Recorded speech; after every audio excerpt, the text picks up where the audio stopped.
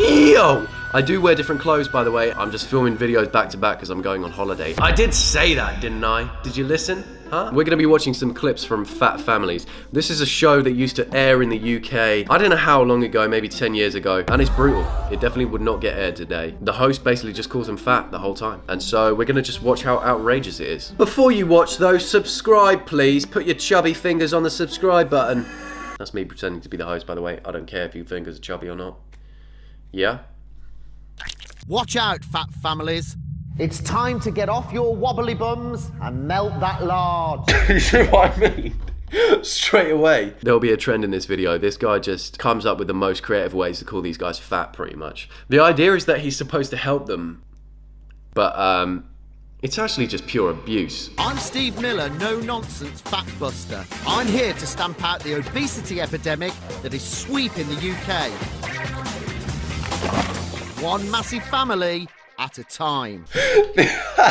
The idea of filming that intro is so funny to me for some reason. Right, if you three fat fuckers sit on this sofa quickly, give them some pizza, right? So you're eating pizza, and I'm just gonna whack you big fat round things off the sofa. Nice shot. But make sure you still try and eat the pizza as you fall, because what that does is it shows all you care about is eating. I'm here in the Peak District and about to meet two right massive fatty siblings.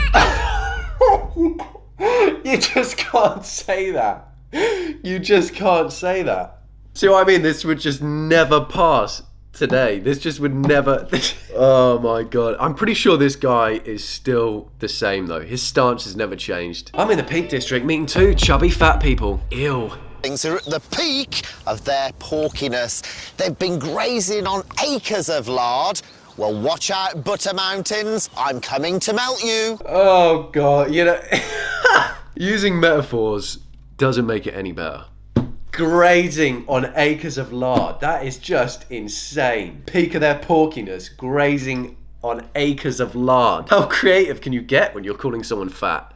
Meet our Derby double act, Defined Daryl and Svelte Sarah. They're not even fat, what do you mean? They're very slim. This clearly has not been edited.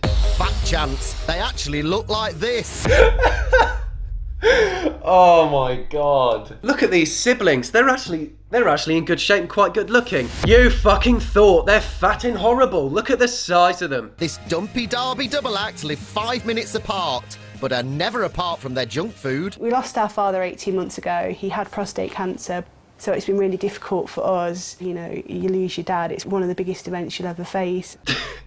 I'm not laughing at the fact there was a family tragedy. I'm laughing at the fact this is edited with no sympathy. They've not even put sad music over this bit. This is like the part that you put sad music over. And next thing you know, the guy's going to be at the door calling them massive fatties. Since their father died, the pair spend a lot of time caring for Mum, who lives nearby. But between them, they still find time to cram in up to 11,000 calories a day. See what I mean? After the father passed away, they've had to be the ones caring for the mum. But they still find time to shove 11,000 calories down their fat fucking massive mouths. Yeah, in the van it can, yeah, big temptation, because the food's always there. And I'll have that, I'll have that. And before I know it, I've had it, and then you think, well, why did I eat it? No thought behind those eyes, is there? And you know, there's temptation and I eat it, and then I think, why did I eat it? Are you sure you think? Are you sure you think? Breakfast for the Parkers, and it's cereal time with Daryl. I tell you what, you've got a big bowl there, ain't you? Yeah, kind of, sometimes I have 2 or 3 bowls of this. 2 or 3? Yeah, sometimes. Yeah, no sometimes about it, Daryl, just be honest. That's not even a big bowl of cereal. I could do that with my eyes closed. And eating with my butthole instead of my mouth, because that's how easy it would be to me. That's nearly 700 calories. Any more and he'll be snap, crackle and blob. You finished? Oh, fuck. I didn't know where that was going to go, and then he throws blob in at the end. You can't call people blobs. You can't. Time to check in with Sarah. This is much more hopeful. She works in a sports centre surrounded by a gym, a running track and a pool. Wonder what she does. I wonder what she does. Oh, for fuck's sake, Sarah. Get out of the vending machine. How'd you even get in there? Sarah, the only job in the leisure centre that involves sitting, and she's found it. Oh, shock horror, Sarah. You're on your fat, massive arse, aren't you? He is a fucker, isn't he? He is a fucker. He is a fucker. You're a little fucker, mate. You're a little fucker. A break for her in the sports centre means diving into the vending machine. I'm just saying that I predicted she'd be elbow deep in the vending machine, actually. A gym, a pool, a studio fitness centre and a huge running track. And what does Sarah do? She sits on her fatty bum bum all day. She sits on her fatty bum bum all day. I can't help wondering if all this overeating is linked to their dad's death. My dad's died. He got prostate cancer. And that kind of made me turn into my dad in a way. And I kept looking after my mum. I don't really think I've ever really had time to grieve, really. But everything's just kind of got on top of me in a way. Sarah's had a long day sitting on her bum at work and eating snacks. Again, it's like they're talking about the dad, no sad music, and then segues straight into Sarah sitting on her fat ass. You haven't had time to grieve, yeah. Anyway, I wonder how your fat, massive sister's getting on. I don't know how to get her back. I really don't know how to get from this back to that. Do you feel low? Yeah. I don't know how he can sit there and go, you feel low, after he introduced this scene by saying, oh, what a surprise! Back to more sitting and eating! He just does not feel any guilt. I'm stuffed, but it doesn't stop here for the Parkers. I think we need pudding. You have got to be kidding. You know what? I'm with Daryl on that. I don't care what I've eaten. It needs to be topped off with a sweet treat. Let me tell you, a comet could come straight for Earth from the Oort cloud, and I'm still having a sweet treat at the end of the night. I don't care. These guys, they've definitely had their issues over the last few years, but those issues are now becoming excuses for not losing weight. Well, tomorrow, I banish those excuses. What are you going to do?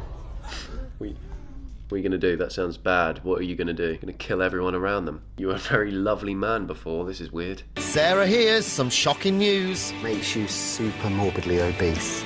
I feel like it shouldn't come as a shock at that point. No offence, but it's like someone breaking news to me that I've got a jungle in between my butt cheeks. I know that. And it's monsoon season right now because it's very warm in here.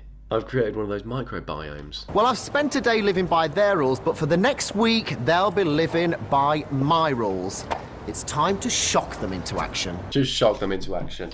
Yeah, it's nice weather, isn't it, Daryl? What's that over there, mate? You're fat! You look thinner already. It's worked. One of the things you both talked to me about yesterday was the loss of your dad. If he was here right now, what would he be saying to you today?